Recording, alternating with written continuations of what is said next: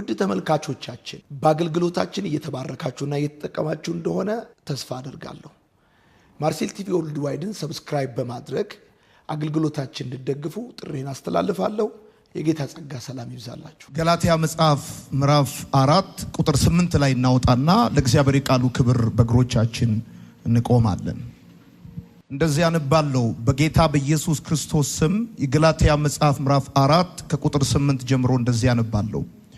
እግዚአብሔርን ከማወቃችሁ በፊት በባህሪያቸው አማልክት ላልሆኑት ባሪያዎች ነበራችሁ። አሁን ግን እግዚአብሔርን አውቃችሁታል፣ ይልቁን ደግሞ በእግዚአብሔር ታውቃችኋል። ታዲያ እንደገና ወደ ደካማና ወደማይጠቅም ትምህርት እንዴት ትመለሳላችሁ? ዳግም በእርሱ ባርነት ለመጠመር ትፈልጋላችሁን? ልዩ የሆኑ ቀኖችን፣ ወሮችን፣ ወቅቶችና ዓመታትን ታከብራላችሁ። ስለ እናንተ በከንቱ የደከምኩ እየመሰለኝ እፈራላችኋለሁ። ወንድሞች ሆይ እለምናችኋለሁ፣ እኔ እናንተን እንደመሰልኩ እናንተ ምን ምሰሉ። እናንተ አንዳች አልበደላችሁኝም። እንደምታውቁት በመጀመሪያ ለእናንተ ወንጌልን የሰበኩት በሕመም ምክንያት ነበር። ሕመሜ እናንተ ፈተና ሆኖባችሁም እንኳን አልሰለቻችሁኝም ወይም አልተጸየፋችሁኝም። ነገር ግን እንደ እግዚአብሔር መልአክ እንዲያውም እንደ ራሱ እንደ ኢየሱስ ክርስቶስ አድርጋችሁ ተቀበላችሁኝ።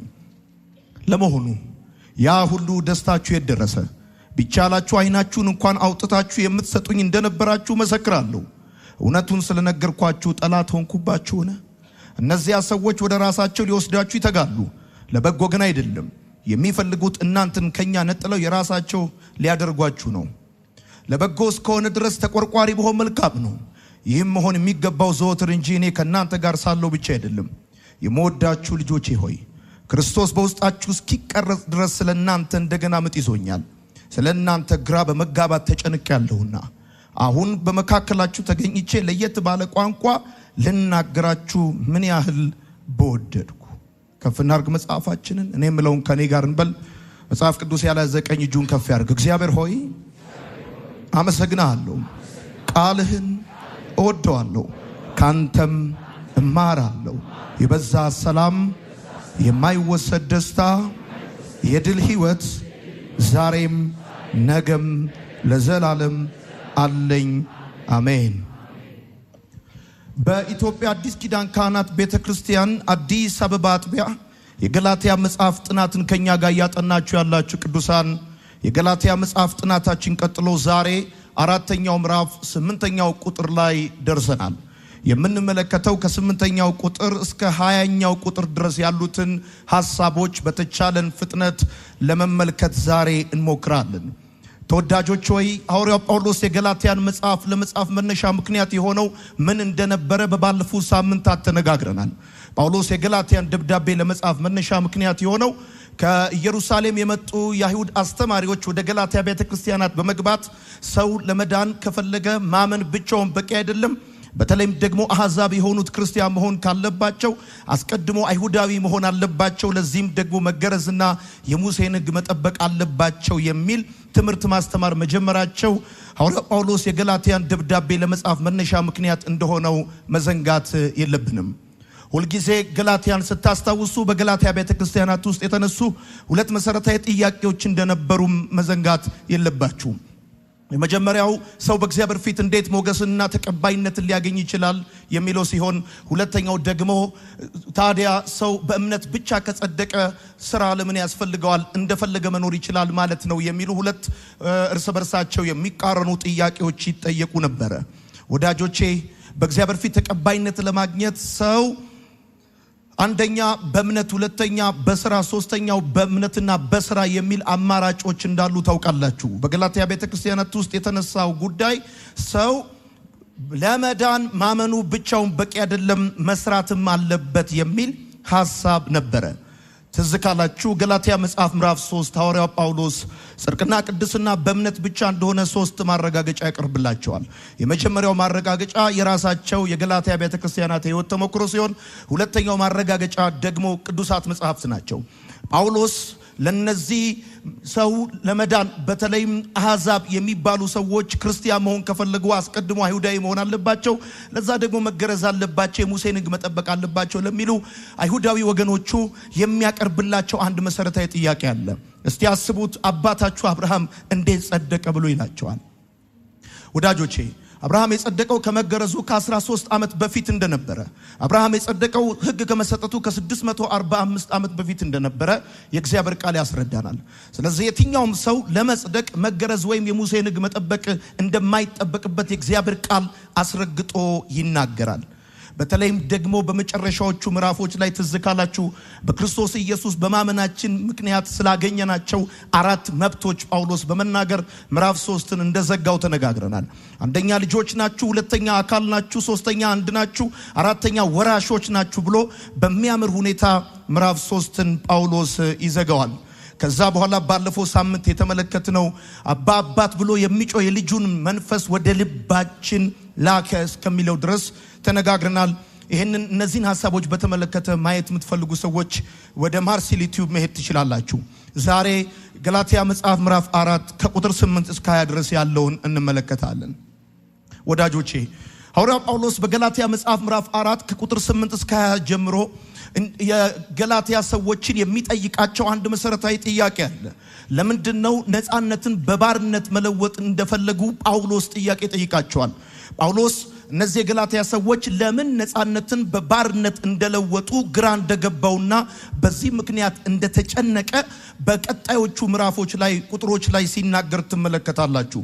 ወዳጆቼ ጳውሎስ ከዚህ ከገላትያ መጽሐፍ ምዕራፍ 4 ቁጥር 8 በፊት በነበሩት ምዕራፎችና ቁጥሮች ላይ ዋንኛ ዓላማው ወይም ጥረት ያደርግ የነበረው ሐሳባቸውን ለማሸነፍ ስለሆነ ጠንካራ የመከራከሪያ ነጥብ ያቀርብላቸዋል። አሁን ግን በገላትያ መጽሐፍ ምዕራፍ 4 ላይ የጳውሎስ ዋንኛ ዓላማ ሐሳባቸውን ማሸነፍ ሳይሆን ልባቸው መማረክ ስለሆነ በፍቅርና በትህትና ልቡን በማፍሰስ ከእግዚአብሔር ጸጋ እንዳይጎሉና ከጸጋው እውነት እንዳያፈገፍጉ በትህትና በከፍተኛ ሁኔታ ይማጸናቸዋል። ከዚህ የጳውሎስ ሁኔታ ስትመለከቱ የምትገነዘቡት ነገር ምንድነው? በመጀመሪያዎቹ 3 ምዕራፍ የምትመለከቱት የሃይማኖት ምሁር የሆነውን ጳውሎስን ነው። በመጀመሪያዎቹ 3 ምዕራፎች የምትመለከቱት የእምነት ጠበቃ የሆነውን ጳውሎስ ነው። በገላትያ መጽሐፍ ምዕራፍ 4 ላይ ግን የምትመለከቱት ሰው የሆነውን ጳውሎስ፣ መጋቢ የሆነውን ጳውሎስ፣ ፍቅር የሆነውን ጳውሎስ ደግሞ ገላትያ መጽሐፍ ምዕራፍ 4 ላይ መጥቶ ይነግራቸዋል። ምክንያቱም ሰዎችን ወደምትፈልጉት እውነት ለማምጣት በጠንካራ የመከራከሪያ ሐሳባቸው ማሸነፍ ብቻ ሳይሆን ልባቸው መንካት፣ ልባቸው ማሸነፍ፣ ልባቸው ማግኘት ይጠይቃል። ከጳውሎስ ደብዳቤ የምትረዱት ነገር ምንድነው ካላችሁ በተለይ ስለ እውነተኛ ወንጌል ብቻ ሳይሆን ስለምናገለግላቸው ሰዎች ጥልቅ የሆነ ውስጣዊነት ሊኖረን እንደሚገባ ከጳውሎስ ትረዳላችሁ። በአብዛኛው ኢትዮጵያ ውስጥ ወንጌል የሚያስተምሩ ሰዎች ሐሳባቸው ያሸንፍ እንጂ የሰው ልብ ስለመንካታቸውና ስላለመንካታቸው ጉዳያቸው አይደለም። ሰው ፍቃዱን፣ ዕውቀቱን፣ አቅሙን ሊሰጣችሁ የሚችለው ጭንቅላቱን ስለነካችሁት ብቻ ሳይሆን ልቡን በፍቅር እስከማረካችሁ ድረስ ብቻ እንደሆነ መገንዘብ በጣም አስፈላጊ ነው። ስለዚህ በገላትያ መጽሐፍ ምዕራፍ 4 ላይ የምትመለከቱት ሰው የሆነውን ጳውሎስ ታዩታላችሁ። መጋቢ የሆነውን ጳውሎስ ታዩታላችሁ። ሩሩ የሆነውን ጳውሎስ፣ ደግ የሆነውን ጳውሎስ፣ ለሰው የሚጨነቅ ለሰው ምጥ የሚይዘውን ጳውሎስ፣ እንደ ወንድ የምታውቁት ጳውሎስ እንደ ሴት ሲያወራ በተለይም እንደ እናት ምጥ ይዞኛል ብሎ የሚናገርበት ክፍል ላይ ደርሰናል ማለት ነው። የምትጽፉ ሰዎች የመጀመሪያዎቹ የምንመለከታቸው ሁለቱን ቁጥሮች ነው። ገላትያ መጽሐፍ ምዕራፍ 4 ከቁጥር 8 እስከ 9 ያለውን የመጀመሪያውን ክፍል እንመለከታለን። የምትጽፉ ሰዎች የዛሬው ርዕሳችን ባሪያ መሆን ትፈልጋለህ ወይ የሚል እንደሆነ እንዳትዘነጉ እፈልጋለሁ። በገላትያ መጽሐፍ ምዕራፍ 4 ከቁጥር 8 እስከ 9 ድረስ ባለው ጳውሎስ ሲናገር እንደዚህ ይላል። እግዚአብሔርን ከማወቃችሁ በፊት በባህሪያቸው አማልክት ላልሆኑ ባሪያዎች ነበራችሁ። አሁን ግን እግዚአብሔርን አውቃችሁታል፣ ይልቁንም ደግሞ በእግዚአብሔር ታውቃችኋል። ታዲያ እንደገና ወደዚያ ደካማና ወደማይጠቅም ትምህርት እንዴት ትመለሳላችሁ ብሎ ከእንግዲህ በኋላ እንደገና ባሪያ መሆን ትፈልጋላችሁ ብሎ ጳውሎስ የገላትያ ሰዎችን ይጠይቃቸዋል። ወዳጆቼ ሐዋርያ ጳውሎስ በዚህ ቦታ የሚናገረው አሕዛብ ክርስቲያኖች ወደ ጌታ ከመምጣታቸው በፊት የነበራቸውን ሕይወት በማስታወስ ነው።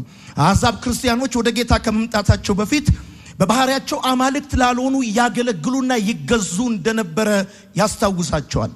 በጣም በሚገርማችሁ ሁኔታ ግን አሁን እግዚአብሔርን ካወቁና በተለይም ደግሞ የጸጋውን ወንጌል ከቀመሱ በኋላ ድጋሚ በባርነት መያዛቸው ጳውሎስን እጅግ እንዳስገረመው በዚህ ምዕራፍ 4 ላይ ታገኛላችሁ። ይሄ ማለት ምን ማለት ነው? እግዚአብሔርን ከማወቃቸው በፊት በባህሪያቸው አማልክት ላልሆኑ ለነዛ ባሪያ ነበሩ። ስለዚህ እነዚህ ሰዎች ከባርነት ወደ ልጅነት መጡና እንደገና ወደ ባርነት ተመለሱ። ስለዚህ ይሄ ጉዳይ ጳውሎስን እጅግ እንዳስደነቀው በገላትያ መጽሐፍ ምዕራፍ 4 ላይ ታገኛላችሁ። ወዳጆቼ በዚህ ቦታ የምትመለከቱት ጳውሎስ የተናገረው በቁጥር 8 እና 9 ላይ እጅግ በጣም ወሳኝና አስፈላጊ ነጥብ ይናገራል። እንደዚህ ይላል፣ ይልቁኑ ደግሞ በእግዚአብሔር ታውቃችኋል ብሎ ይናገራል። ይሄ በጣም የሚደንቅ ነገር ነው። እግዚአብሔርን ከማወቃችሁ በፊት በባህሪያቸው አማልክት ላልሆኑ ባሪያዎች ነበራችሁ። አሁን ግን እግዚአብሔርን አውቃችሁታል፣ ይልቁንም ደግሞ በእግዚአብሔር ታውቃችኋል ይላል። በዚህ ቦታ እንድታሰምሩበት መጽሐፍ ቅዱሳችሁ ላይ የምፈልገው ይልቁንም ደግሞ በእግዚአብሔር ታውቃችኋል የሚለው ላይ እንድታሰምሩበት ፈልጋለሁ። ይህ በጣም አስፈላጊና ዋና የሆነ ሐሳብ ነው። ምክንያቱም ደግሞ እግዚአብሔርን ከማወቅ የሚበልጠው በእግዚአብሔር መታወቅ ስለሆነ ነው። ትርጉሙ ተቀባይነት ያለው ግንኙነት ነበራችሁ ማለት ነው። ከቶ አላውቃችሁም የሚለውን አስፈሪ የፍርድ ቃል በማቴዎስ ወንጌል መጽሐፍ ምዕራፍ 7 ከቁጥር 21 እስከ 23 እናስታውሳለን። ስለዚህ በዚህ ቦታ የሚናገረው እግዚአብሔርን ማወቃቸውን ብቻ ሳይሆን በእግዚአብሔር መታወቃቸውን ነው። ከእግዚአብሔር ጋር ተቀባይነት ያለው ግንኙነት ጀምረው እንደነበረ ጳውሎስ ለገላትያ ሰዎች ይጽፍላቸዋል። ወዳጆቼ በጣም አስፈላጊውና ዋናው ጉዳይ እኔና እናንተ እግዚአብሔርን ማወቃችን ሳይሆን በእግዚአብሔር መታወቃችን ነው። ስንቶቻችሁ ናችሁ ሮናልዶን የምታውቁ? ስንቶቻችሁስ ነው ሮናልዶ የሚያውቃችሁ? ትራምፕን የምታውቁ ሰዎች ብዬ ብላችሁ ሁላችሁም ታነሳላችሁ። እናንተን ያውቃችኋል የሚለው ግን ልዩነት ነው። እናንተን ያውቃችኋል የሚለው ግን ክብር ነው። እናንተን ያውቃችኋል የሚለው ግን ሲሪየስ ጉዳይ ነው። ስለዚህ እግዚአብሔርን ማወቃችሁ ሳይሆን የሚገርመው በእግዚአብሔር መታወቃችሁ። ይሄን ዩኒቨርስ የፈጠረ ዓለማትን በቃሉ የደገፈ ሁሉን ሳያልፍ በሰልፍ የሚያሳልፈው እግዚአብሔር በእግዚአብሔር ታውቃችኋል አለ። ይሄን የሚሰማ ሰው ካለ ቃሉ እያለ ያለው እንደዚህ ነው። እግዚአብሔርን ከማወቃችሁ በፊት በባህሪያቸው አማልክት ላልሆኑ ባሪያ ነበራችሁ። አሁን ግን እግዚአብሔርን አውቃችሁታል ብቻ አይደለም፣ ይልቁኑ ደግሞ በእግዚአብሔር ታውቃችኋል። ደስ አይላችሁም ወይ? በእግዚአብሔር ታውቃችኋል ስትባሉ አንድ ሰው እልል አይልም ወይ? በእግዚአብሔር ታውቃል ሲባል ኢየሱስ ክርስቶስ ጌታ ነው። በእግዚአብሔር ታውቃችኋል የሚለው ትርጉሙ ምን ማለት ነው ብላችሁ ስትጠይቁ ተቀባይነት ያለው ግንኙነት መስርታችኋል። በክርስቶስ ኢየሱስ አማካኝነት በእግዚአብሔር ፊት ሞገስና ተቀባይነት አግኝታችኋል። በማመናችሁ ብቻ ሙሉ ክርስቲያን ሆናችኋል። ከባርነት ወጣችኋል። ዕዳችሁ ተሰርዟል። በሕይወት መዝገብ ላይ ተጽፋችኋል። እግዚአብሔር በስም ባድራሻ በቦታ ባላችሁበት ሁኔታ ያውቃችኋል። ከዚህ ሁሉ ቢሊየን ሕዝብ መካከል አልታወቅም ብለን እንዳትፈራ። ምናልባት አንተ እዚህ ቸርች ሆነ ላላቅ እችላለሁ፣ ስምህን አድራሻ ላላውቅ እችላለሁ። እዚህ ቸርች ነው ወይ ልልህ እችላለሁ። ይሄ በኢየሱስ ያመነ ሁሉ ግን ወደ እግዚአብሔር መንግሥት ሲሰበሰብ በስም እየጠራ ለእያንዳንዱ የሰማኝ ሰው ካለ በደንብ አድርጎ አሜን ይላል። አሜን ናችሁ ወይ? እሺ። እና ጳውሎስ እንደዚህ ይላል፣ ስለዚህ አሁን ግን እግዚአብሔርን አውቃችሁታል አለ። ስለዚህ ጳውሎስ እየገረመው ያለው ነገር ምንድነው? ቀጥሎ ሲናገር ታዲያ እንደገና ወደ ደካማና ወደማይጠቅም ትምህርት እንዴት ትመለሳላችሁ ብሎ ይናገራል። እንዴት ትመለሳላችሁ? ያኔ በባርነት የነበራችሁት እግዚአብሔርን ስለማታውቁት ነው። ያኔ በባርነት የነበራችሁት የጸጋውን ክብር ስላልቀመሳችሁ ነው። አሁን ግን እግዚአብሔርን ካወቃችሁና የጸጋውን ክብር ከቀመሳችሁ በኋላ እንዴት ድጋሚ ወደዛ ወደማይጠቅምና ወደ ደካማ ትምህርት ትመለሳላችሁ ይላል። ያ ትምህርት ልብን የማይለውጥ ትምህርት፣ ያ ትምህርት ፍርሃትን እንጂ ፍቅርን የማያውቅ ትምህርት፣ ያ ትምህርት ስራን መሰረት ያደረገ ትምህርት ነበር። የቱ ትምህርት? የብሉይ ኪዳኑ ትምህርት። ያ በሲና ተራራ የተሰጠው ሕግ፣ ያ የሙሴ ትምህርት ልብን የማይለውጥ ትምህርት ነበረ። ያ ትምህርት ፍርሃትን እንጂ ፍቅርን የማያውቅ ትምህርት ነበረ። ያ ትምህርት ወዳጆቼ ስራን መሰረት ያደረገ ትምህርት ነበረ። የዛሬው ትምህርት ዋነኛ ሐሳብ እዚህ ጋር ነው። ስራን መሰረት ያደረገ ግንኙነት ያላቸው ባሪያና ጌታ እንጂ አባትና ልጅ አይደሉም። ስራን መሰረት ያደረገ ግንኙነት ያላቸው ባሪያና ጌታ እንጂ አባትና ልጅ አይደሉም። እስከ ሰራ ድረስ የሚኖረው ባሪያ እንጂ ልጅ አይደለም። ልጅ የሚኖረው እስከ ሰራ ድረስ አይደለም። ከአባት ጋር ካለው ግንኙነት ከተጋፈለው ዘር ከተገኘበት ህይወት የተነሳ ነው። ስለዚህ ከእግዚአብሔር ጋር ስራን መሰረት ያደረገ ግንኙነት መሰረታለሁ የምትሉ ሰዎች ስራን መሰረት ያደረገ ግንኙነት ባሪያና ጌታ የሚመሰርቱት እንጂ አባትና ልጅ የሚመሰርቱት ጉዳይ አይደለም። ባሪያ ጌታውን የሚታዘዘው ከፍርሃት የተነሳ ነው። ልጅ ግን አባቱን የሚታዘዘው ከፍቅር የተነሳ ነው። ወራሹ ደግሞ የቱንም ያህል ባሪያው ላቡን ቢያፈስ ወራሹ ግን ልጅ እንጂ ባሪያ አይደለም። ስለዚህ ከጸጋ ወደ ሕግ መመለስ ከልጅነት ወደ ባርነት መውረድ ነው። ከላሊጋ ቡንደስሊጋ ማለት ነው። ይሰማል ወይ? አንዳንድ ሰዎች ቆላ ወርጄ ደጋ ወጥቼ ቆሎ በልቼ ተረገዜን ሰንጥቄ ብዙ ጉዳይ አርጌ ተስካራ ወጥቼ ለፍቼ ጥሬ ውጥ ምናም ብዬ ከእግዚአብሔር ጋር በስራ ላይ የተመሰረተ ግንኙነት መሰርታለሁ ብላችሁ የምታስቡ ሰዎች ካላችሁ ሰው በስራ ላይ የተመሰረተ ግንኙነት የሚመሰርተው በጌታና በባሪያ መካከል እንጂ በአባትና በልጅ መካከል እስከ ሰራ ድረስ የሚኖረው ባሪያ ብቻ ነው። ያልሰራችሁ ቀን የደከማችሁ ቀን የወደቃችሁ ቀን አውጥቶ የሚጥላችሁ ዩዜንድ ስሮ የሆነ የህይወት መሪ ያለው አምላክ አይደለም ያላችሁ። ወዷችኋል፣ ደግሞ የወደዳችሁ ራሱን አሳልፎ በመስቀል በመስጠት ነው። በደንብ አርጋችሁ አሜን ባሉ። ስለዚህ ከጸጋ እንዲሁ በነፃ ከሆነ ልጁን በመስጠት በእርሱ የሚያምን የዘላለም ህይወት እንዲኖረው እንጂ እንዲኖረው ብቻ አይደለም እንዳይጠፋ ዓለሙን እንዲወዷል ተብሎ እግዚአብሔር ቃል ከጸጋ ወደ ሕግ መመለስ ከልጅነት ወደ ባርነት መውረድ ነው። ከላሊጋ ወደ ቡንደስሊጋ ማለት ነው። ወይ ደግሞ ከፕሪሚየር ሊግ ኢጣሊያን ሴሪያ እንደሚሄድ በለው ሁለተኛ ዲቪዚዮን እንደተወርዳለህ አንተ። ለዚህ ነው በገላትያ መጽሐፍ ምዕራፍ 4 ላይ ቁጥር 7 ላይ ሲናገር ጳውሎስ የሚናገረው 6 እና 7 ላይ ከእንግዲህ በኋላ አንተ ልጅ እንጂ ባሪያ አይደለም ይላል። ከክርስቶስ ጋር አንድ ተሆኑ ዘንድ የተጠመቃችሁ ክርስቶስን ለብሳችሁታል ይላል። ስለዚህ ይላችኋል ሮማዊ አባት ልጁ በ17ኛው ዓመት በመጋቢት ወር ለኃላፊነትና ለወራሽነት እንደሚበቃ ለማረጋገጥ የልጅነቱን ልብስ ያውልቅና የወራሽነት ልብሱን ያለብሰዋል። ለምንድን ነው ኢየሱስን ልብስ አድርጎ እግዚአብሔር አብ ያለበሰን? መንግስቱን እንወርስ ዘንድ ለወራሽነትና ለልጅነት እንደበቃን ማሳያ ይሆን ዘንድ ነው። አሁን እንኳን በዚህ ዘመን ያሉ የሕግ አስተማሪዎች ምን ይላሉ? ከእግዚአብሔር ጋር ያለህን ግንኙነት በእምነት ብቻ ሳይሆን በስራ ላይ ካልመሰረትከው ትበላለህ ይላሉ። እንዳይመስልህ ከልጅነት ወደ ባርነት ሊያወርዱክ ነው። በእምነት ብቻ ሙሉ ክርስቲያን በእምነት ብቻ። ወዳጆቼ ከዛሬ 30-40 ዓመት በኢትዮጵያ ውስጥ ኢንተርኔትና ሶሻል ሚዲያ አልነበረም። ሰዎች ስልክ ለመደወል ቴሌ ነበር የሚሄዱት፣ በማዞሪያ ነበር የሚደውሉት።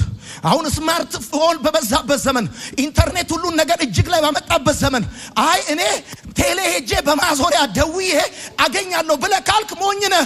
ይሄ በጣም የሚያስገርም ጉዳይ ነው። እየተባለ ያለው እንደዚህ ነው።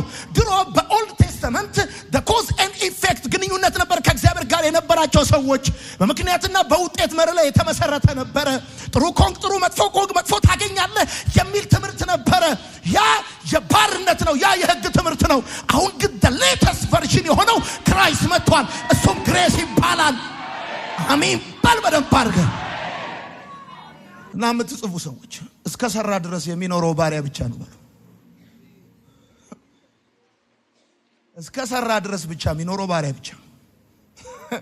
ልጅ ነኝ ካልክ ከአባት ጋር ያለ ግንኙነት ስራ ላይ አይደለ የተመሰረተው። በኮዝ ኤንድ ኢፌክት ላይ የተመሰረተ ግንኙነት ከእግዚአብሔር ጋር እንደሌለን ታስታውሳላችሁ። ባለፈው ሳምንት ተናግሬያለሁ። አንድ ሰው 2 ልጆች ነበሩት። ከዛ ድርሻውን ተቀብሎ ሩቅ ሀገር ሄዳል። እንደፈለገ ደነሰ ብቻ አይደለም የሚለው ከሴተኛ አዳሪ ጋር አጠፋ።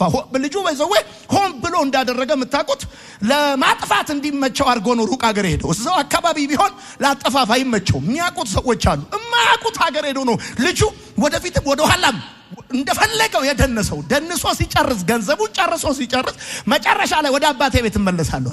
አባትየው ከሩቅ አየዋለ። እኔም ማቀው ለእግር ጫማ፣ ለጣት ቀለበት፣ ለሰውነት ልብስ ማቀው አጥፍቶ ለመጣልጅ ሳይሆን ተመርቆ ለመጣልጅ ነው። ከአባት ጋር ያላችሁ ግንኙነት the cause and effect መርህ ላይ የተመሰረተ አይደለም። ሙሉ በሙሉ ከእግዚአብሔር ዘንድ ሞገስና ተቀባይነትን ማግኘት ሙሉ በሙሉ ምክንያቱ በራሱ በእግዚአብሔር ውስጥ እንጂ ከእናንተ ጋር ምንም ግንኙነት የለውም። የለውም። እንደዛ ከሆነ ተመልሳችኋል። እንደገዛ ከሆነ ወደ ባርነት ተመልሳችኋል። ታዲያ ወደዛ ወደማይጠቅም ነው ወደ ደካማ ትምህርት እንዴት ትመለሳላችሁ አለ። በነገራችን ላይ የሙሴ ሕግ የሰዎችን ልብ ባለመለወጥ ተፈትሾ የወደቀ ነው። በቃ ይታወቃል። በቃ የሙሴ ሕግ የሰዎችን ልብ ሊቀይረው አልቻለም። ሰዎቹ ሕጉን እያነበቡ እጃቸው ደም ያፈሳል። ሰዎቹ ሕጉን እያነበቡ አሳደው ይገላሉ። ድንጋይ አንስተው ሁለት ቦታ ለመሰጠቅ ችግር የለባቸው። ከእግዚአብሔር ጋር ያላችሁ ግንኙነት እናንተ ለእግዚአብሔር በመሰሩት ላይ ሳይሆን እግዚአብሔር ለእናንተ በሰራው ላይ ነው የሚመሰረተው። ከእግዚአብሔር ጋር ያለኝን ግንኙነት በሰራ ላይ መሰረተዋለሁ ያልክ ቀን ከልጅነት ወደ ባሪያነት እንደወረድክ ወቅ። ደግሞ ወራሽ ሊሆን የሚችለው ባሪያ አይደለም ልጅ ነው። አለቀ። ባለፈው ነግሬያለሁ። የቱንም ያህል አንተ ጥሩ ብትሆን ጸባይኛ ብትሆን የኔን አባት ንብረት አትወርስም። የጸባይ ዋንጫ ትበላ ይሆናል እንጂ ከቁጥር 10 እስከ 11 ጻፉ። ከቁጥር 10 እስከ 11 እና ጳውሎስ ይላል ከ10 እስከ 11 በመቀጠል ሐዋርያ ጳውሎስ ለገላትያ ሰዎች ሲጽፍላቸው እንደዚህ ይላል። ልዩ የሆኑ ቀኖችን፣ ወራቶችን፣ ወቅቶችና ዓመታትን ታከብራላችሁ።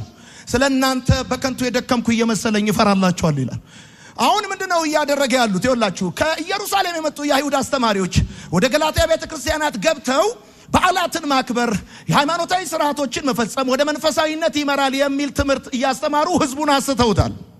በቃ ህዝቡ በኢየሱስ ካመኑ በኋላ ነገር ግን ከኢየሩሳሌም ከያዕቆብ ዘንድ ህጋዊ ወኪልነት ወይም ውክልና አለን ብሎ የሚሉ ሰዎች መጥተው በዓላትን ማክበር፣ ቀናትን፣ ወራትን፣ ወቅትን፣ ዓመታትን ካከበራችሁ መንፈሳዊያን ትሆነ ወደዛ ይመሯቸዋል ብለው ማስተማር ጀምረዋል። ጳውሎስ ምንድነው እያለው? በባለፈው ሳምንት ትምህርታችን ትላችኋል። ይሄ ጉዳይ ቢሲ ኦፍ ዘ ዩኒቨርስ ነው። ምን ማለት ነው?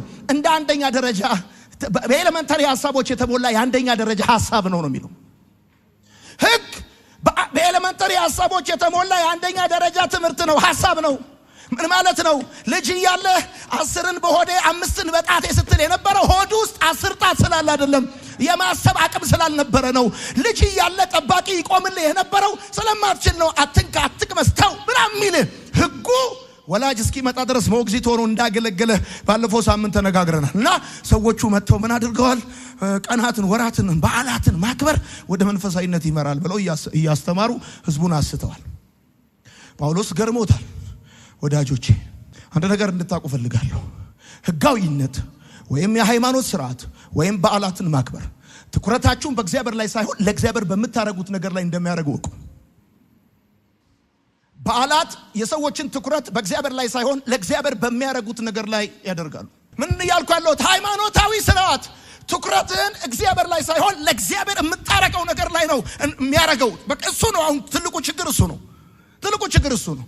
ትኩረትን የሚያረጋው እግዚአብሔር ላይ ሳይሆን ለእግዚአብሔር በምታረገው ነገር ላይ ነው። ስለዚህ ጳውሎስ ያ ሁሉ ድካሜ፣ ያ ሁሉ ልፋቴ ከንቱ እንደሆነ እፈራላችኋለሁ አለ። ለምን? ሰው በኢየሱስ ክርስቶስ ባደረገው ኢየሱስ በሰራው በኢየሱስ አማካኝነት በእግዚአብሔር ዘንድ ተቀባይነትና ሞገስ ማግኘት እየቻለ ወደ ህግ ከተመለሰ ወንጌልን ከንቱ ማድረጉ ነው። ታዲያ ሰው በራሱ ሃይማኖታዊ ስርዓት ወይም ደግሞ በራሱ የሞራል ጥረት በስራ ላይ የተመሰረተ ግንኙነት ከእግዚአብሔር ጋር መመስረት ከቻለ፣ ተቀባይነት ያለው ግንኙነት ከእግዚአብሔር ጋር ማድረግ ከቻለ እንኪያስ ኢየሱስ በከንቱ ሞታ። እንኪያስ ኢየሱስ ክርስቶስ የሞተው ያ ሞት ፊልም ብቻ ነው፣ በቃ ዝም ብሎ ድራማ ነው። ወዳጆቼ የምትጽፉ ሰዎች እኔ ነኝ ኢየሱስ ሲደመር ምንም ሁሉም ነገር ነው። ኢየሱስ ሲደመር ምንም ሁሉም ነገር ነው። ኢየሱስ ሲደመር ምንም የሰላለም ህይወት ነው። ኢየሱስ ሲደመር ምንም የእግዚአብሔር ልጅነት ነው። ወይኔ ወይኔ ወይኔ! ኢየሱስ ሲደመር ምንም የሰላለም ህይወት ነው። ኢየሱስ ላይ የሚጎድል ወዳጆቼ የኢየሱስ የሆነ ሰው ሁሉ አለው። ለምን? ኢየሱስ ላይ ምንም የምትጨምረው ነገር የለም። እንኪያስ ሰው ወደ ህግ ስራ የሚመለስ ከሆነ ወንጌልን ከንቱ ማድረጉ ነው። ከዛ ቁጥር 12 ሲናገር እንደዚህ ይላል፣ ወንድሞቼ ሆይ እለምናችኋለሁ እኔ እናንተን እንደመሰልኩ እናንተ ምን የምሰሉ እናንተ አንዳች አልበደላችሁኝም ይላል አይደል? ወንድሞቼ ሆይ እለምናችኋለሁ እኔ እናንተን እንደመሰልኩ እናንተ ምን የምሰሉ እናንተ አንዳች አልበደላችሁኝም ይላል። ስለ በዓላት ሳስብ ያ ህፃን ልጅ ትዝ ይለኛል። 2 ዓሳና 5 እንጀራ ይዞ ኢየሱስ ሲያስተምር እናቱ ለምሳው ለራት ቋጥራለታለች። ኢየሱስ ያስተምር ኢየሱስን እያየ ምሳውን ሳይበላ የመሸበት ልጅ ኢየሱስ ሲገባ ትኩረት የሚሆነው ኢየሱስ ላይ ነው የሚሆነው። አቤት ፍርፍሩም ፍትፍቱም አይደለም የእጁ ሳይሆን ልጁ ይሆናል። እና ሃይማኖታዊ ስርዓት ትኩረትን ኢየሱስ ላይ ሳይሆን ለኢየሱስ የምታረገው ነገር ላይ እንድታረግ ያረጋል። ከዛ ጳውሎስ እንደዚህ ይላል፣ ወንድሞቼ ለምናቸዋለሁ እኔ እናንተ እንደመሰልኩ እናንተ ደግሞ እኔን ምሰሉ ይላል። ወዳጆቼ ሐዋርያው ጳውሎስ ከገላትያ መጽሐፍ ምዕራፍ 4 ከቁጥር 12 እስከ 20 ድረስ በጠንካራ የፍቅር ቃላት ይጽፍላቸዋል። ወዳጆቼ ጳውሎስ ልቡን በማፍሰስ በውስጡ ያለውን ጥልቅ ፍቅርና ሐሳቢነቱን በመግለጽ ከጸጋው ወንጌል እንዳይወድቁ አጥብቆ ይማጸናቸዋል። ለምንድን ነው ይሄንን ብዬ የምላችሁ ተደጋጋሚ ጊዜ መሰላችሁ? በገላትያ መጽሐፍ ምዕራፍ 4 ላይ ወዳጆቼ እንዳትረሱ ጳውሎስ በስድስቱ የገላትያ መጽሐፍ ምዕራፎች በምዕራፍ 1 እና 2 ሐዋርያነቱን የተከላከለው፣ በምዕራፍ 3 እና 4 ትምህርቱን የተከላከለው፣ በምዕራፍ 5 እና 6 ቅድስናን የተከላከለው። ስለዚህ ሁለት ምዕራፍ እያደረገ ነው መልእክቱን የጻፈላቸው። አራተኛው ምዕራፍ ላይ ጳውሎስ በጠንካራ የፍቅር ቃላት ይጽፍላቸዋል። ለምን? ሰው እንደምታስቡለት ካላወቀ የምትነግሩትን ነገር ስሜት ላይ ሰጠው ይችላል፣ ግድ ላይ ነው ይችላል። ሰው እንደምትወዱት ከተሰማው የምትነግሩትን ነገር የመቀበል አፒታይቱ ይከፈታል። እንደምትጠሉት ከተሰማው አንድ ጥያቄ ልጠይቃችሁ፣ እንደሚጠላችሁ የሚሰማችሁ ሰው ቢመክራችሁ ነው ደስ የሚላችሁ ወይስ እንደሚወዳችሁ የሚሰማችሁ ሰው ነው? ለመስማት የሚቀላችሁ እንደሚወዳችሁ የሚሰማችሁ ሰው ነው። አቤት። ስለዚህ ጳውሎስ በዚህ ቦታ በጠንካራ የፍቅር ቃል ይጽፍላቸዋል። ወንድሞቼ ሆይ እለምናቸዋለሁ ብሎ ሲል የገላትያ ቤተክርስቲያናት አማኞች እርሱ ለነሱ ያለውን ፍቅር እንዲያውቁለት ፈልጓል። እለምናቸዋለሁ የሚለው ቃል በፍቅር የተሞላ ቃል እንደሆነ ያስታውቃል። በዚህ ቦታ ገላትያ መጽሐፍ ምዕራፍ 4 ቁጥር 12 ላይ እኔ እናንተን እንደመሰልኩ ብሎ ይናገራል። ጳውሎስ እኔ እናንተን እንደመሰልኩ ብሎ ሲል ልክ እርሱም እንደነርሱ ያኔ በሕጋዊነት ስር በነበረ ጊዜ በእግዚአብሔር ዘንድ ተቀባይነት ለማግኘት ጥረት ያደርግ እንደነበር ያመለክታል። እኔ እናንተን እንደመሰልኩ አሁን እናንተ በእግዚአብሔር ዘንድ ተቀባይነት ለማግኘት ከሕጋዊነት ስር ገብታችሁ ከፍተኛ ጥረት እንደምታረጉት እኔም ያኔ ከፍተኛ ጥረት አደረግ ነበር። እንደውም ደብዳቤ ሁሉ ተቀብዬ አሳድ ነበር፣ ብዙዎችን በጣም ለሃይማኖቴ እቀና ነበረ ብሎ ጳውሎስ ይናገራል። እኔ እናንተን እንደመሰልኩ ብሎ የሚለው ከሕጋዊነት ስር በመሆን በእግዚአብሔር ዘንድ ተቀባይነት ለማግኘት ያደርግ የነበረውን ጥረት የሚናገር ሐሳብ ነው። ከዛ ቀጥሎ ሲናገር እንደዚህ ይላል፣ እኔ እናንተን እንደመሰልኩ እናንተ ደግሞ እኔን ምሰሉ ብሎ ይናገራል። ጳውሎስ እኔን ምሰሉ ብሎ ሲናገር እርሱ ለአይሁድ ሕግ ያልተገዛ ክርስቲያን መሆኑን እና ይሄን አቋሙን እንዲከተሉለት ጥሪ ያቀርብላቸዋል። ያኔ ልክ እናንተ ከሕጋዊነት ስር በመሆን እኔም እንደናንተ በእግዚአብሔር ዘንድ ተቀባይነት ለማግኘት እጥር ነበር። ከልጅነቴ ጀምሬ ራሴን ሰጥቼ ለሃይማኖት ቀና ነበር። አሁን ግን አሁን ክርስቲያን ነኝ። ምን አይነት ክርስቲያን ነኝ ሲባል ደግሞ ለአይሁድ ሕግ ያልተገዛ ክርስቲያን ነኝ። አሁን ደግሞ እናንተ እኔን ምሰሉ። በምን መልኩ ነው እኔን የምትመስሉት? ለአይሁድ ሕግ ባለመገዛት ይሄን አቋም እንድትከተሉ ይላል። ከዛ ቀጥሎ ሲናገር እናንተ አንዳች አልጎዳችሁኝም አልበደላችሁኝም ብሎ ይናገራል። እኔን ተመልከቱ። አልበደላችሁኝም አልጎዳችሁኝም ሲል ጳውሎስ ምን እያለ ነው ካላችሁ፣ በቀደሙት ምዕራፎችና ቁጥሮች ጠንካራ ቃላት ተናግሯል። ጠንካራ ቃላት የተናገራቸው ግን በግለሰባዊ ጉዳት ስሜት እንዳልሆነ እንዲረዱ ይፈልጋል። ምዕራፍ 3 ሲጀመር ትዝ ይላችኋል። ገላትያ መጽሐፍ ማለት የጳውሎስን ጥልቅ ስሜትና ብስጭት የምታነቡበት መጽሐፍ ነው።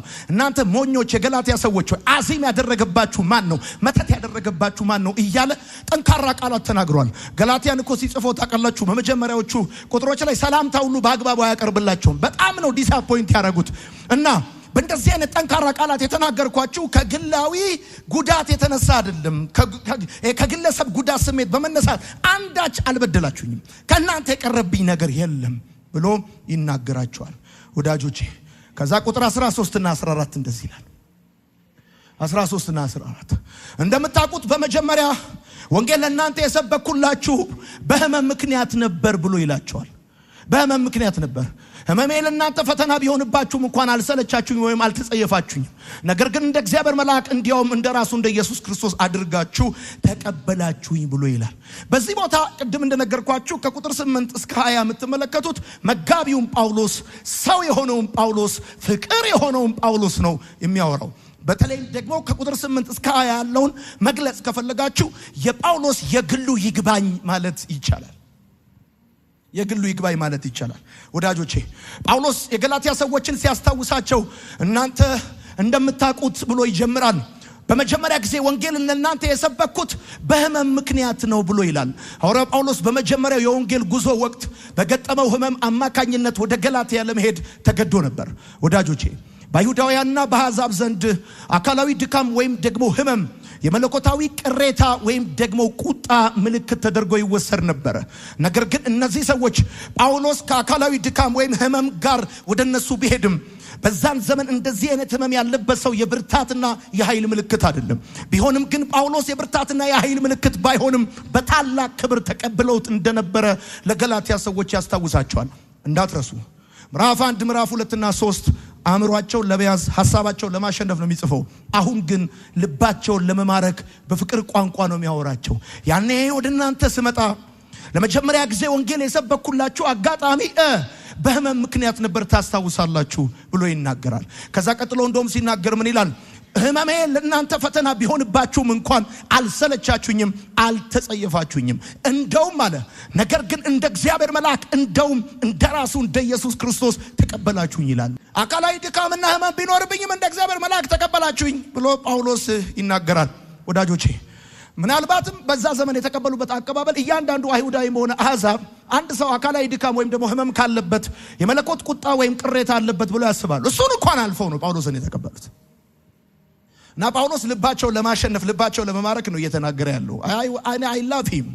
ከዛ ቀጥሎ ሲናገር ቁጥር 15 እና 16 እንደዚህ ብሎ ይናገራል። ለመሆኑ ያ ሁሉ ደስታችሁ የት ሄደ ይላችሁ?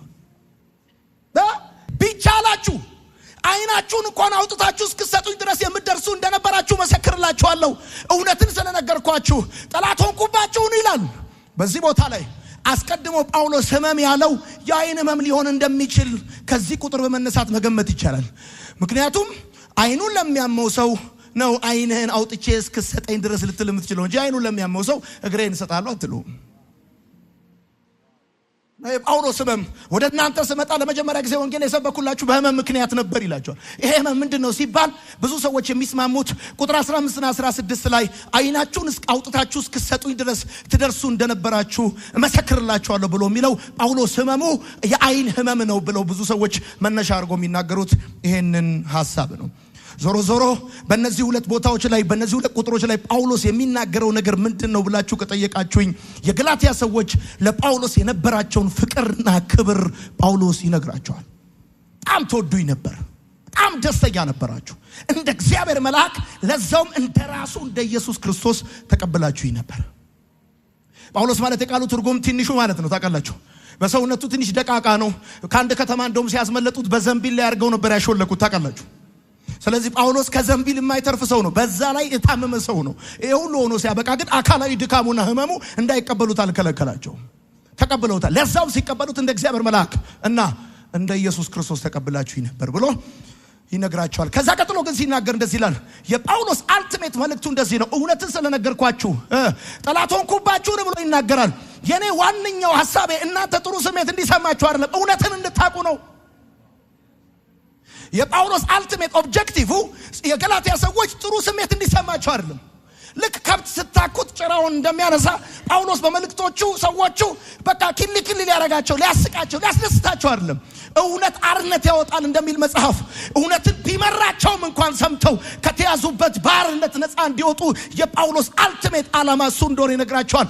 እውነትን ስለነገርኳችሁ ጠላቶች ሆንኩባችሁን ብሎ ይላል። በዚህ ዘመንም ታውቃላችሁ እውነት የሚያወሩ ሰዎች በተለይ የእግዚአብሔርን እውነት የሚያወሩ ሰዎች እንደ ጠላት የሚቆጠሩበት ነው። ከዛ በመቀጠል ቁጥር 17 ላይ ሐዋርያው ጳውሎስ ሲናገር የሐሰት አስተማሪዎችን ባህሪ እንደዚህ ብሎ ይነግራቸዋል። እነዚያ ሰዎች ይላቸዋል አይላቪም ስማቸውንም አይጠራም። የሕግ አስተማሪዎች ማለት ነው፣ የሐሰት አስተማሪዎች ማለት ነው። በነገራችን ላይ በድሮ ዘመን የሐሰት አስተማሪ የሚባሉት የሕግ አስተማሪዎች ናቸው። አሁን ታሪክ ተቀይሮ የሕግ አስተማሪዎች የጸጋ ሰባኪዎችን የሐሰት አስተማሪ ብሎ ይፈርጃል። በቃ ጳውሎስ የሐሰት አስተማሪ የሚለው ጠቅላላ እዛ የሙሴን ሕግ ተሸክሞ የሚያወራውን ነው።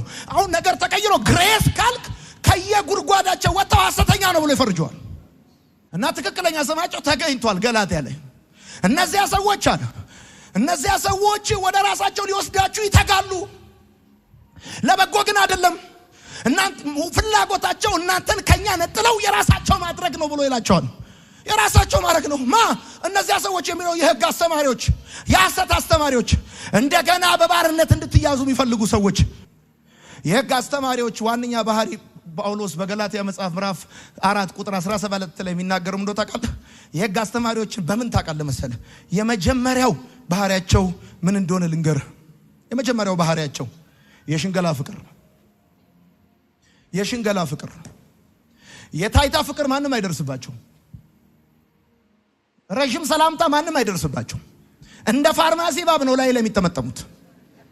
ግን ድንቡሎ አይቆረሱልም። ድንቡሎ በአፍጢም ድፍት ብትል የሚቆረስ ህይወት የላቸው።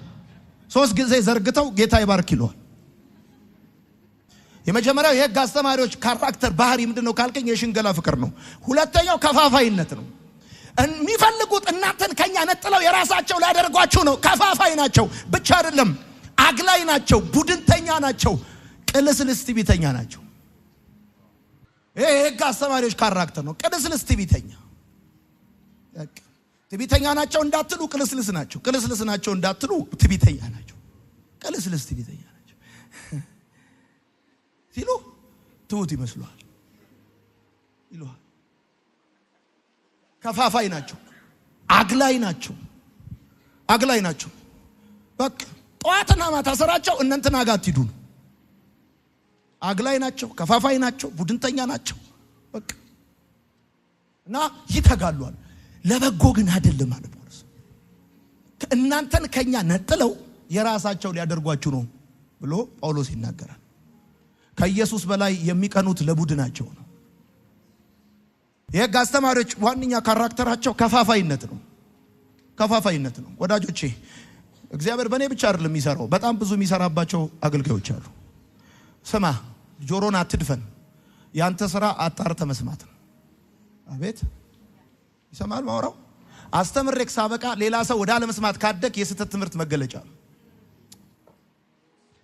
ከኔ ተመራችሁ ስታበቁ ሌላ ሰው የመስማት አፒታይት ከሌላችሁ አንዱ የስተት ትምህርት መገለጫ ሌላ ሰው ወደ አለመስማት መጽሐፍ በትምህርታቸው ጆሮአቸውን አደነቆሯቸው ይላል። ይቆልፈዋል። በቃ ሌላ ሰው አሰማ፣ እነሱ ብቻ ነው መስማ። አሰማ መጽሐፉንም አሰማ፣ እነሱ ብቻ ዘግተዋል። በቃ ምን ሆነ ነው አንተ? ከኔ በፊትም አገልጋዮች ነበሩ፣ ከኔ በኋላም ይኖራሉ። አቤት እንደ ሙጋቤ እስክንንቀጠቀጥ መድረክ ላይ የምንቆምበት ምክንያት የለም።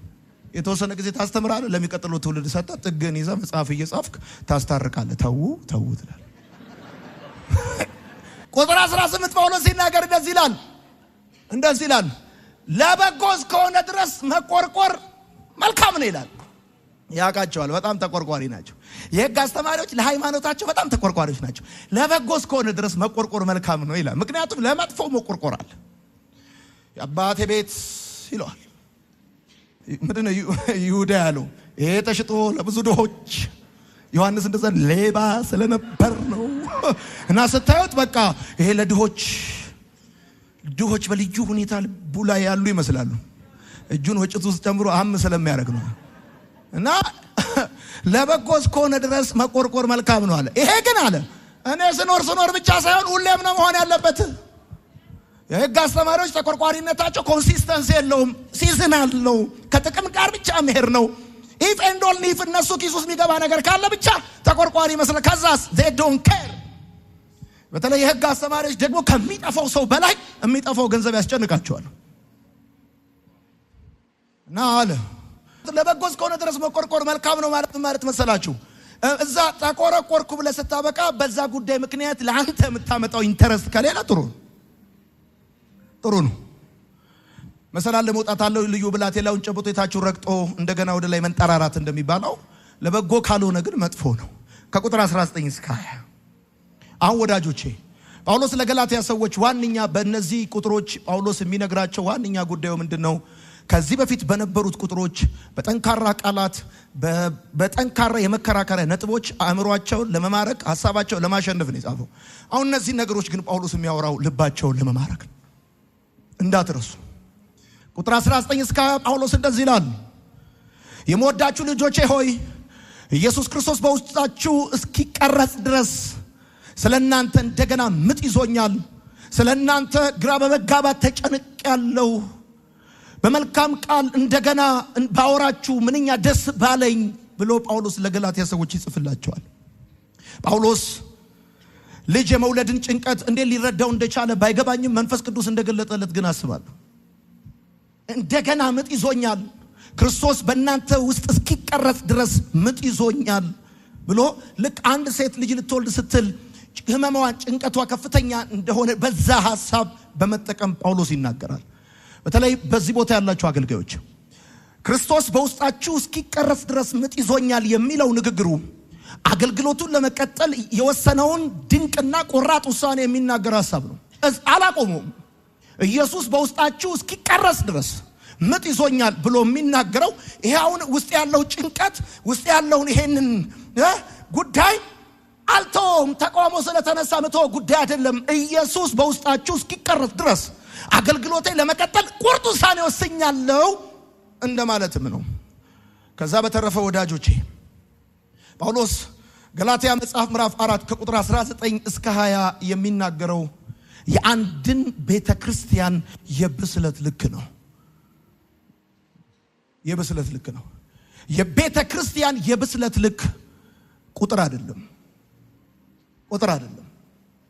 እደግመዋለሁ። የቤተክርስቲያን የብስለት ልክ ቁጥር አይደለም።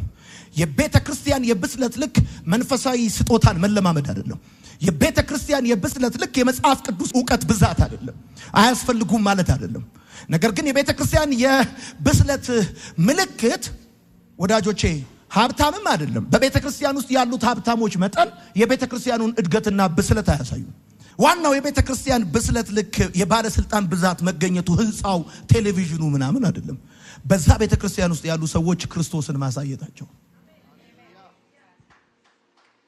የተስማማ ሰው ብቻ ያጨበጭባል። የቤተክርስቲያን ጻፉ ይኸውላችሁ እድገት የጤናማነት ምልክት አይደለም። እንደዛ ቢሆን ኖሮማ ካንሰርም ያድጋል። ግን ጤናማ አይደለም። በቁጥር ማደግ የጤናማነት ምልክት አይደለም። ብዙ ታዋቂ አርቲስቶች እዚህ መሰብሰባቸው የጤናማ ቸርች ምልክት አይደለም። በእኛ ቤተክርስቲያን ውስጥ የሚያመልኩ ሀብታም ሰዎች መብዛታቸው ጤናማነታችን አያሳይም። ትልልቅ ኮንስትራክሽን መገንባታችን፣ የቴሌቪዥን ፕሮግራም መኖሩ፣ በቃ ኦቨርፍሎ ምናምን ብለን በስክሪን አገር ማስጨነቃችን የጤናማነት ምልክት አይደለም። ሰዎቹ በባህሪያቸውና በህይወታቸው ኢየሱስን ማሳየት ይችላሉ ወይ የሚለው ጉዳይ ነው የጤናማነት ምልክቱ ማሳያው እንጂ ያንድ ቤተክርስቲያን እድገት በቤተክርስቲያን ውስጥ ያለው ሰው ቁጥር ወይም ውጪ የሚቆመው የመኪና አይነትና ብዛት አይደለም። ይሄን በጣም ማወቅ ያለብን ይመስለኛል። በተለይም ደግሞ የመጋቢዎች ዋነኛ ተልእኮ የቤተክርስቲያንን ሰዎች ቁጥር መጨመር ሳይሆን የቤተክርስቲያን ዋነኛ ተልእኮ የመጋቢዎች ዋነኛ ተልእኮ ሰዎች ክርስቶስን እንዲመስሉ ማድረግ ነው። እናንተ ክርስቶስን እስክትመስሉ ድረስ ምጥ ይዞኛል።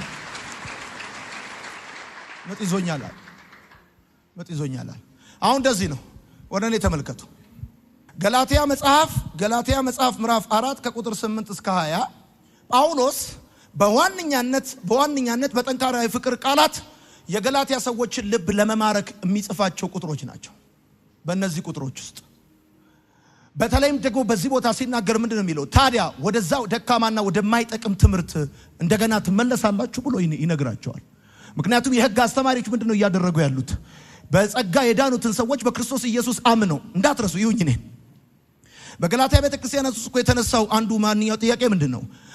አይሁድ ክርስቲያኖች በቤተክርስቲያን ውስጥ ፈርስት ክላስ ሲቲዝን ቢዝነስ ክላስ ራሳቸውን አድርገው አሕዛብ ክርስቲያኖችን ደግሞ ሰልቫጅ ክርስቲያን ሰከንድ ሃንድ ክርስቲያን አድርገዋል። ለዚህ ደግሞ እንደ ዋነኛ መጠቀሚያ ያደረጉት የሙሴን ሕግ ነው። ጳውሎስ መጥቶ ገላትያ መጽሐፍ ምዕራፍ 4 ላይ ይላል ከእንግዲህ በኋላ ልጅ እንጂ ባሪያ አይደለም ይላል። ሕጉ ሞግዚት ነው ይላል። ሕጉ ሞግዚት ከሆነ ወላጁ ሌላ ነው እያለ ነው። ሕጉ ሞግዚት ከሆነ ወላጁ የተስፋ ቃል ነው እያለ ነው።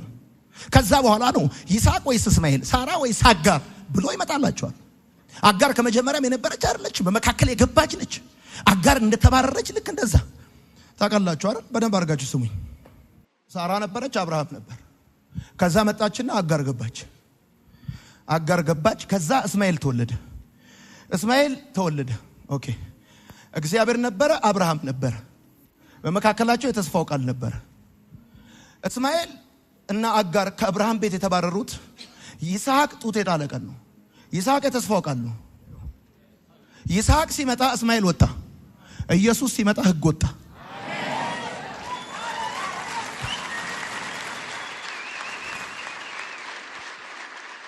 የገባው ሰው ቃል ዘፍጥረት ላይ እየተደረገ ያለው ነገር ድራማ አይደለም። ድራማ አይደለም ወዳጆቼ። እስማኤል ገርፋችሁት ልጅ አታረጉትም። ያላችሁ አማራጭ ማባረር ነው ብያችኋለሁ። ቆይ ላሳያችሁ። ይስሐቅ አብርሃም አባቱ ሲሰዋው ትዝ ይላችኋል። አብርሃም እኮ ይስሐቅን ወደ ተራራ ወስዶ ሲያስተኛው በትንሹ መጽሐፉን ስታጠኑት እድሜው ከ23 እስከ 28 ዓመት ነው። ሕፃን ልጅ አይደለም። መሰዊያው ላይ የተጋደመው ጎረምሳ ነው። ሽማግሌ አባቱን ገፍትሮት ሊሄድ ይችላል። ሄሎ ራሱን በፈቃደኝነት ነው መሰዊያው ላይ የዘረጋው። ይሰማሃል? ኢየሱስም ራሱን በፈቃደኝነት ላይ ነው መስቀል ላይ የሰጠው። ይስሐቅ እዛ ጋር እየተከናወነ ያለው በህይወቱ ሊመጣ ያለው ጉዳይ ጥላ ነው። ሊመጣ ያለው ጉዳይ ጥላ ነው። ያለው ጥላ ነው። ሶ ጳውሎስ እስማኤል ወይስ ይስሐቅ ይላቸዋል። ሳራ ወይስ አጋር ብሎ ቀጥሎ የሚላቸው ይሄንን ነው። ግን እንድታቁ የሚገባው ጉዳይ እንደዚህ ነው። ከእግዚአብሔር ጋር ያላችሁን ግንኙነት በስራ ላይ እመሰርታለሁ ካላችሁ ያ የባሪያ ሜንታሊቲ ነው፣ የልጅ አይደለም። እስከ ሰራ ድረስ የሚኖረው ባሪያ ብቻ ነው። ለዚህ ነው በነገራችን ላይ ጳውሎስ እያለ ያለው ባሪያ መሆን ትፈልጋለህ ነው ባጭረማ። እንደገና በባርነት ወጥመድ መያዝ ትፈልጋለህ ይላል ጳውሎስ። ባሪያ መሆን ትፈልጋለህ ቢባል ማንም ሰው አልፈልግም ነው የሚለው። ግን ዓለሙ ሁሉ በተለይ ኢትዮጵያ ሁሉ በዚህ ሜንታሊቲ ተይዟል። ሰርቼ ከእግዚአብሔር ጋር ግንኙነት መሰርታለሁ የሚል እስከ ሰራ ድረስ የሚኖረው ባሪያ እንጂ ልጅ አይደለም። ባሪያ ያለው ጌታ ነው፣ ልጅ ያለው አባት ነው። እመነኝ፣ ወራሽ የሚሆነው ልጅ ነው፣ ባሪያ አይደለም። ባሪያ ደሞዙን ይዞ ውልቅ ነው የሚለው። ውርስ በተስፋ ቃል እንጂ በስራ አይመጣም። በኑዛዜ ነው የሚመጣው። ስለዚህ ሰርተ ትገባለህ የሚሉ ሰዎች ዘላለምን ብትሰራ ደግሞ በእግዚአብሔር ፊት ተቀባይነት ማግኘት አትችልም። እውነቴን ነው የምነግርህ። እግዚአብሔርን አርክተ ማርካት አትችልም። ሰው በስራ ከእግዚአብሔር ጋር ግንኙነት መሰረታለሁ ካለ ፎርኤቨር። ለዚህ ነው ሁሌ እነግራቸዋለሁ፣ ክስ ከተጀመረ የክስ ቻርጅ የማይሰጠው ሊቀ ካህን አይደለም ዱርዬ፣ ሁሉም ከጫት ቤት እስከ ቤተ መቅደስ ፓስተር የፈለከው የክስ ቻርጅ ይሰጠዋል ነው የሚባለው። ልዩነቱ ሲያመነዝሩ የተገኙና በከፍተኛ ኤክስሬ የታዩ ናቸው። አመንዝራለች አሉ ከናንተ መካከል አላቸው። ጌታ ደግሞ ስካን ያደርጋል።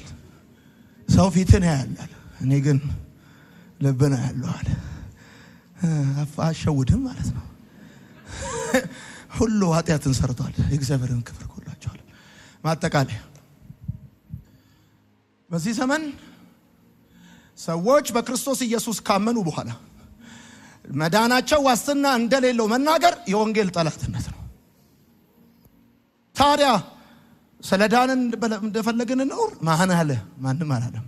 ኑሮ ለመስቀሉ ፍቅር ምላሽ ነው። ምን ማለት ነው? ባጫራማኝ ላስረዳ።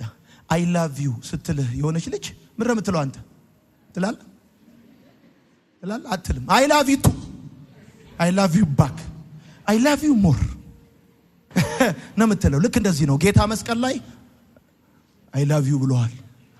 ሰምተሃል?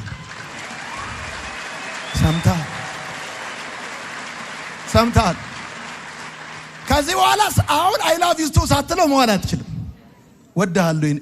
ስለ ኑሮ ለመስቀሉ ፍቅር ምላሽ ነው እንጂ ከእግዚአብሔር ጋር ግንኙነት የመመሰረት ምክንያት ሊሆን አይችልም። በፍጹም አይችልም። ደግሜ እነግራችኋለሁ። ይሁን እኔ አንድ ልጅ አሳዳጊ የበደለው ልጅ ነው ብላችሁ አስቡ። ተውት። አባቱ ጫማና ካልሲ የማይገዛለት ከዚህ በታች ቁንጣ የማያረግ ውሃ ዝም ብሎ እንዲህ የሚያረግ ልጅ ይዩትና ይገርማል። አባቱ ሱሪም ባይገዛለት ጃኬትም ባይገዛለት አፍንጫው ግን አባቱ ነው የሚመስለው። ልጅነት በሱሪና ጃኬት ሳይሆን በመወለድ ነው። አሁን ስማ፣ ልጅ የሚታዘዘው ከፍርሃት የተነሳ አይደለም፣ ስለ ፍቅር ነው። ልዩነቱ እሱ ነው። ልዩነቱ እሱ ነው። አሁን አንተ እማትቅመው እንዳትቅም የሚል ህግ ስለተሰጠ አይደለም። እንዳታጨስ ነግሬሃለሁ። እንደዚህ የማያስከው ሰው ዝዋይ ሲደርስ ያረግዛል። እንደዚህ በህግ አንቀ ያዝከው አካባቢው ምቹ ሲሆንለት ያብዳል። አዲስ እብድ ነው የሚሆነው። በቃ አዲስ እብድ ይሆናል። ጌታ ምስክር አዲስ እብድ ነው የሚሆነው። እውነቴን ነው። ለዚህ ነው በጴንጤ ቤት ኖረው ጴንጤ መስለው ዘኪዮስ አሁን ወጣ ዛፍ ላይ ኢየሱስን አየና ዘኪዮስ ሆይ ናውረ ፈናገባለዋል ኢየሱስ ወታደር ነኝ እያሉ 17 ዓመት 18 ዓመት ኖረው ልክ ዩኒቨርሲቲ ሲገቡ ሄክታር ጫት ይዘው ወላጆቻቸው ደቅነውባቸው ነው ጴንጤ ያደረጓቸው። ስለዚህ ትንሽ ስፔስ ያገኙ ሄክታር ጫት ነው የሚይዙት። ህግ እንደዛ ነው የሚያደርግ። ደቅነ እንደዚህ ሲከባ ግን የምትታዘዘው ከፍቅር የተነሳ ከፍቅር የተነሳ እስቲ በደንብ አርግና አሜን በል። አሜን በል። በቃ አለቀ። የሆኑ ሰዎች ያሙናል፣ የሆኑ ሰዎች ይሰድቡናል። የሆነ ተቃዋሚ ፈርታ አይደለም የምትቀደሰው። በቅድስና የምትኖረው ተቃዋሚ ፈርታ ሳይሆን የወደደን እሱን ወደኸው ከፍቅር የተነሳ መቶ ያለብን ተታቆጭ። በቃ አሜን ነው ወይ? በቃ ስለዚህ እንዳረሳ ወራሹ ባሪያ አይደለም ልጅ ነው። እንዲህ ብለህ ጻፍ። ከጸጋ ወደ ህግ መመለስ ከልጅነት ወደ ባርነት መውረድ ነው። ከልጅነት ወደ ባርነት መውረድ ነው። አንድ ነገርም ብነግራችሁ የህግ አስተማሪዎች የሲኦል መንገድ አጉራ ጎዳና ጠራጊዎች ናቸው። ታውቃላችሁ? የህግ አስተማሪዎች በጣም ቀንበር የሚጭኑባችሁ ለምንድን ነው? ለነሱ ክብር እንድታመጡ ነው። በቃ እንደዛ ቀጥለ እንዲህ ብለህ ጻፍ። ወደፊት መሄድ ሳይሆን ወደ ኋላ መመለስ ነው። ከጸጋ ወደ ህግ መመለስ ወደፊት መሄድ ሳይሆን ወደ ኋላ መመለስ ነው። ወደ ኋላ መመለስ። በአጭር አማርኛ ምን ማለት ነው? ሌዊ ካደገ በኋላ ሞግዚት አምጡልኝ፣ ልብስ ይቀይርልኝ፣ ጡጦ ይትከልልኝ፣ ሰውነቴን ይጠብልኝ። ማናው ከናንተ መካከል ሞግዚት ሰውነቱን የሚያጥበው ባልሽ ሞግዚት ቅጠሪልኝና ሰውነቴን ልታጠብ ካለ ወደ እናቱ ነው መመለስ ያለብሽ። ህጉ አለ ሞግዚት ነው አለ። ሞግዚት ወዳጆች የሞግዚት ስራው ወላጅ እስኪመጣ መጠበቅ ነው። ነው አይደለም? ወላጁ ከመጣ በኋላ ሞግዚት የት ነው የሚይዘው? ዳር ነው የሚይዘው። በቀደም ሐዋሳ ነግሬያቸዋለሁ። ለምሳሌ እኔ አሁን እዚህ ነው ያለው፣ ዶይ እዚህ ነው ያለችው። ሞግዚቷ ሜላላን እያሽከረከረቻት ነው። ሜላላ ቁብድቅ ስትል ቁጭ በይ፣ ወጣለሁ ስትል ግቢ፣ ታይ ነግሬሻለሁ ምናምን ትላለች። በቃ አሁን ሜላላ ነፃነት የሞግዚቷ ነው። ልክኛ ስንሄድ ሞግዚቷ በዛው አቅም ታይ አትልም፣ ራስሽ ታይ ነው ማለት ነው። ወላጅ ነው አሁን የመጣው። ፋዘር መጥቷል። ህግ ሞግዚት ነው። ታው ሲል ነበር። ታው ሲል ነበር። አሁን ወላጅ መጣ። ወላጅ ከመጣ በኋላ ሞግዚት ምንድን ነው የሚይዘው? ጥግ ነው የሚይዘው። አሁን ወላጅ ከመጣ በኋላ አይ ሞግዚት ይቀጥላል ነው ግብግቡ። እሺ በሌላ አማርኛ ልጨርስ። እቺ ስሙ። በሌላ አማርኛ ህግ የተጨመረ ነው። የተስፋው ቃል ግን ከቀድሞም የነበረ ነው። ህግ የተጨመረ ነው። የተስፋው ቃል ግን ከቀድሞም የነበረ ነው። ህግ በመካከለኛ እጅ የተሰጠ ነው። የተስፋው ቃል ግን ለአብርሃም ሲሰጠው በእግዚአብሔርና በአብርሃም መካከል ምንም መካከለኛ አልነበረም። ህግ የተሰጠው በጊዜያዊነት ነው። የተስፋው ዘር እስኪመጣ ድረስ ነው። ይኸው አሁን ተመልከት። በእግዚአብሔር ፊት ሞገስና ተቀባይነት ለማግኘት መመኪያ የምታደርገው ህግን ከሆነ ህጉ የተሰጠው በመካከለኛ እጅ ነው። ያም እግዚአብሔር ህጉን ለመላእክ ለሙሴ ለእስራኤል ህዝብ ሰጣቸው። ስለዚህ የግድ ሰው በእግዚአብሔር ፊት ተቀባይነት ለማግኘት መመኪያ የሚያደርገው ህጉን ከሆነ የግድ በሱና በእግዚአብሔር መካከል ካህንና መልአክ ሊኖር ግድ ነው። ሰው ግን በእግዚአብሔር ፊት ተቀባይነት ለማግኘት መመኪያ የሚያደርገው እምነትን ከሆነ በእግዚአብሔርና በአብርሃም መካከል አብርሃም አመነ እምነቱ ጽድቅ ሆነ ተቆጠረ ሲባል ሊቀ ካህን የለም፣ መልአክ የለም። ዘፍጥረት 15 ላይ ያወሩት እግዚአብሔርና አብርሃም ብቻ ናቸው። ጻፉ እንደዚህ ብላችሁ ለመጽደቅ መመኪያ የምታረገው ሕግን ከሆነ ለመጽደቅ መመኪያ የምታረገው ሕግን ከሆነ በራስህ ላይ እርግማን ታመጣል። እርግማን ታመጣል። የሕጉ ዓላማ አዳኝ እንደሚያስፈልግህና አቅም እንደሌለህ መናገር ነው። ለመጽደቅ መመኪያ የምታረገው ሕጉን ከሆነ በራስህ ላይ እርግማን ታመጣል። ለመጽደቅ መመኪያ የምታረገው የአብርሃምን እምነት ከሆነ የአብርሃምን በረከት ታገኛል። አብርሃም አመነ፣ እምነቱም ጽድቅ ሆኖ ተቆጠረለት። እደግመዋለሁ፣ አይኔ ውስጥ ይሁን። አብርሃምን ያጸደቀው እምነቱ አይደለም። ዶንት ፎርጌት። አብርሃምን ያጸደቀው እምነቱ አይደለም። የአብርሃም አምላክ እምነቱን ጽድቅ አድርጎ ቆጥሮለት ነው ያጸደቀው። ይሄም ቢሆን አብርሃም አመነ፣ እምነቱም ጽድቅ ሆኖ ተቆጠረለት። ልክ ነው። ግን ይሄም ቢሆን አብርሃምን ያጸደቀው እምነቱ አይደለም። የአብርሃም አምላክ እምነቱን ጽድቅ አድርጎ ቆጥሮ ነው ያጸደቀው። አጽዳቂ ራሱ ሰው ራሱን በእግዚአብሔር ፊት ትክክል ሊያደርግ አይችልም። እግዚአብሔር ነው ልክ ነህ ሊለው የሚችለው።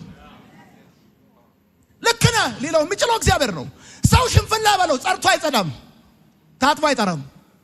ልክ ነህ ሊለው የሚችለው እግዚአብሔር ነው። ወዳጆቼ የዳናችሁበት እምነት ድንቅ ነው፣ ድንቅ ነው።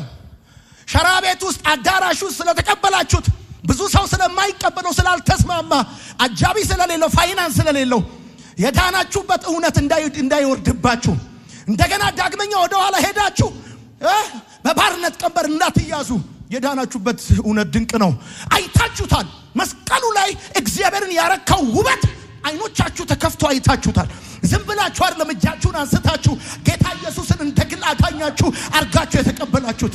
መንፈስ ቅዱስ ውስጣችሁን ስላበራው ነው። እውነቴን ነው የምላችሁ። ከናንተ በላይ ሃይማኖተኛ አልነበረም። ከናንተ በላይ ለእምነቱ ተቆርቋሪ አልነበረም። ያንን ሁሉ አጀባ የተዋችሁት መንፈስ ቅዱስ ስለሰበካችሁ። እስቲ አሜን በሉ። ከዚህ እውነት ከወደቃችሁ የዘላለምን ሕይወት ሚስት ታረጋላችሁ። ለወደደን ከበደላችን በደሙ ላጠበን ለአባቱና ለአምላኩ መንግሥት ካህናት እንድንሆን ላደረገ ለሱ ከዘላለም እስከ ዘላለም ክብር ይሁንለት።